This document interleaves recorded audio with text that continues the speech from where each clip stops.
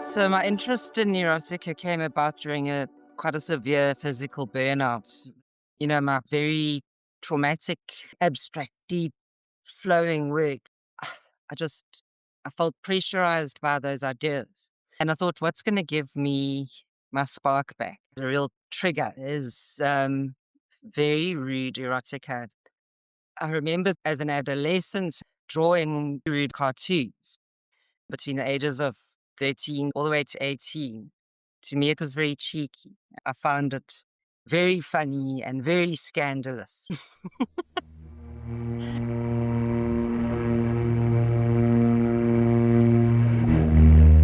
Jess, I think a lot of people would want to know what actually happened to you and why you are in a wheelchair. I was shot in an armed robbery in 2006. Totally random seeming event with some young men who were clearly on drugs.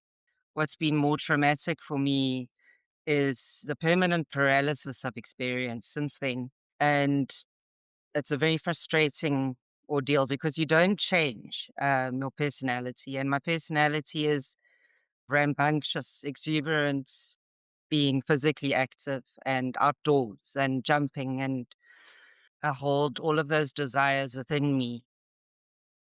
But even if you're physically injured, you yourself remain an integral person and an integral soul who hasn't been corrupted by the actions of others.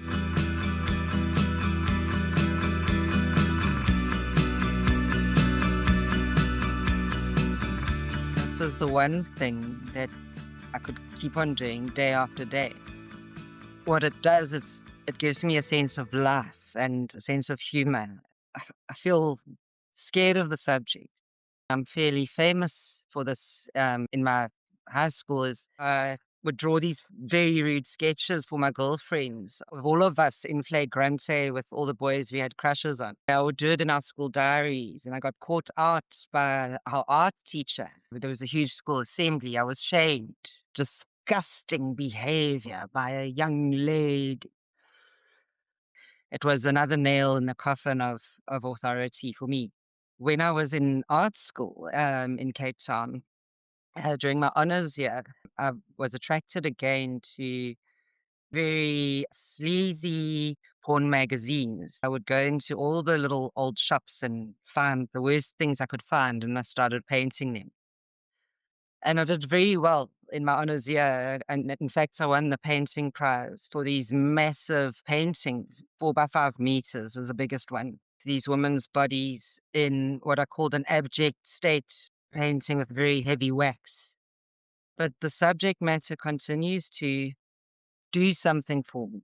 Come now, my miniatures, creating these look tiny worlds, but nevertheless, we're all used to looking at tiny things now and entering the screen or the two-dimensional surface into another world. The surface and the form and the depth and how these watercolors and acrylics can be worked still in layers and with waxes. It does give you an appreciation for the surface of skin, our folds, our humps and bumps and crevasses.